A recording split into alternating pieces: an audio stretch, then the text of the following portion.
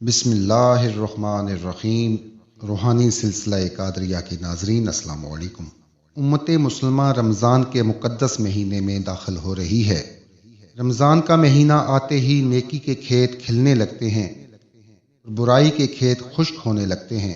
یہ گویا عبادت کی بہار آ رہی ہے۔ مسلم معاشرے میں ایک نئی زندگی آ رہی ہے جو برکتوں سے بھرا ہوا ہے۔ ہر سال دنیا بھر کے مسلمان اس بابرکت مہینے کا استقبال کرتے ہیں کیونکہ یہ ایک عبادت والا مبارک مہینہ ہے۔ سورہ بقرہ میں ہے، رمضان کا مہینہ وہ مہینہ ہے کہ جس میں قرآن اتارا گیا ہے، لوگوں کے لیے ہدایت ہے، اس میں رہنمائی کرنے والی اور حق و باطل میں امتیاز کرنے والی واضح نشانیاں ہیں۔ پس تم میں سے جو کوئی اس مہینہ کو پالے تو اس کے روزے ضرور رکھے، اور جو کوئی بیمار یا سفر پر ہو تو دوسرے دنوں کے روزوں سے گنتی پوری کرے۔ اللہ تمہارے حق میں آسانی چاہتا ہے اور تمہارے لیے دشواری نہیں چاہتا، اور اس لیے کہ تم گنتی پوری کر سکو، اور اس لیے کہ اس نے تمہیں جو ہدایت فرمائی ہے اس پر اس کی بڑائی بیان کرو، اور اس لیے کہ تم شکر گزار بن جاؤ۔ حدیث شریف میں ہے کہ حضرت ابو ہریرہ رضی اللہ تعالی عنہ سے روایت ہے کہ رسول اللہ صلی اللہ علیہ وآلہ وسلم نے فرمایا، جب رمضان کا مہینہ آتا ہے تو آسمان کے دروازے کھول دیے جاتے ہیں، جہنم کے دروازے بند کر دیے جاتے ہیں، اور شیاطین کو زنجیروں سے جکڑ دیا جاتا ہے۔ ایک اور حدیث شریف میں ہے کہ حضرت ابو ہریرہ رضی اللہ تعالی عنہ سے روایت ہے کہ رسول اللہ صلی اللہ علیہ وآلہ وسلم نے فرمایا، جب رمضان کی پہلی رات ہوتی ہے تو شیطانوں اور سرکش جنوں کو بیڑیاں پہنا دی جاتی ہیں اور جہنم کے دروازے بند کر دیے جاتے ہیں، اور ان میں سے کوئی دروازہ کھولا نہیں جاتا اور جنت کے دروازے کھول دیے جاتے ہیں، بس ان میں سے کوئی دروازہ بند نہیں کیا جاتا۔ ایک ندا دینے والا پکارتا ہے، اے طالب خیر آگے آ، اے شر کے متلاشی رک جا، اور اللہ تعالیٰ کئی لوگوں کو جہنم سے آزاد کر دیتا ہے۔ ماہ رمضان کی ہر رات یوں ہی ہوتا رہتا ہے۔ حضرت ابو ہریرہ رضی اللہ تعالی عنہ بیان کرتے ہیں کہ رسول اللہ صلی اللہ علیہ وآلہ وسلم نے فرمایا، 5 نمازیں اور ایک جمعہ سے لے کر دوسرا جمعہ پڑھنا اور ایک رمضان سے دوسرے رمضان کے روزے رکھنا ان کے درمیان واقع ہونے والے گناہوں کے لیے کفارہ بن جاتے ہیں جب تک کہ انسان گناہ کبیرہ نہ کرے۔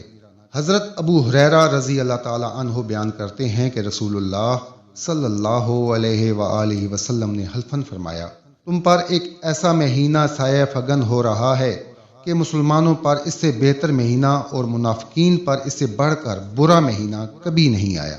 پھر دوبارہ رسول اللہ صلی اللہ علیہ وآلہ وسلم نے حلفاً ارشاد فرمایا، اللہ تعالیٰ اس مہینے کا ثواب اور اس کی نفلی عبادت اس کے آنے سے پہلے لکھ دیتا ہے، اور اس کی بدبختی اور گناہ بھی اس کے آنے سے پہلے لکھ دیتا ہے، کیونکہ مومن اس میں انفاق کے ذریعے قوت حاصل کر کے عبادت کرنے کو تیاری کرتا ہے، اور منافقین مومنوں کی غفلتوں اور ان کے عیب تلاش کرنے کی تیاری کرتا ہے۔ حضرت جابر بن عبداللہ سے روایت ہے کہ رسول اللہ صلی اللہ علیہ وآلہ وسلم نے فرمایا، میری امت کو ماہ رمضان میں 5 تحفے ملے ہیں جو اس سے پہلے کسی نبی کو نہیں ملے۔ پہلا یہ ہے کہ جب رمضان کی پہلی رات ہوتی ہے تو اللہ تعالیٰ ان کی طرف نظر فرماتا ہے، اور جس پر اس کی نظر رحمت پڑ جائے اسے کبھی عذاب نہیں دے گا۔ دوسرا یہ ہے کہ شام کے وقت ان کے منہ کی بو اللہ تعالیٰ کو کستوری کی خوشبو سے بھی زیادہ اچھی لگتی ہے۔ تیسرا یہ ہے کہ فرشتے ہر دن اور ہر رات ان کے لیے بخشش کی دعا کرتے رہتے ہیں۔ چوتھا یہ ہے کہ اللہ اپنی جنت کو حکم دیتا ہے کہ میرے بندوں کے لیے تیاری کر لے اور مزین ہو جا، تاکہ وہ دنیا کی تھکاوٹ سے میرے گھر اور میرے دار رحمت میں پہنچ کر آرام حاصل کر سکیں۔ پانچویں یہ ہے، جب رمضان کی آخری رات ہوتی ہے ان سب کو بخش دیا جاتا ہے۔ ایک صحابی نے عرض کی، کیا یہ شب قدر ہے؟ تو رسول اللہ صلی اللہ علیہ وآلہ وسلم نے فرمایا، نہیں، کیا تم جانتے نہیں ہو جب مزدور اپنے کام سے فارغ ہو جاتے ہیں تو انہیں پوری مزدوری دی جاتی ہے۔ حضرت عمر بن رضی اللہ تعالی عنہ سے مروی ہے کہ رسول اللہ صلی اللہ علیہ وآلہ وسلم نے فرمایا، ماہ رمضان میں اللہ تعالیٰ کا ذکر کرنے والا بخش دیا جاتا ہے، اور اس ماہ میں اللہ تعالیٰ سے مانگنے والے کو نامراد نہیں کیا جاتا۔ آخر میں دعا ہے کہ اللہ پاک اس مبارک ماہ میں ہم سب پر، ہمارے ملک پر اپنی برکتیں نازل فرمائے اور ہم سب کو صراط مستقیم پر چلنے کی توفیق عطا فرمائے۔ اور ہمیں اس ماہ مبارک کی سعادتیں سمیٹنے کی توفیق عطا فرمائے، آمین یا رب العالمین۔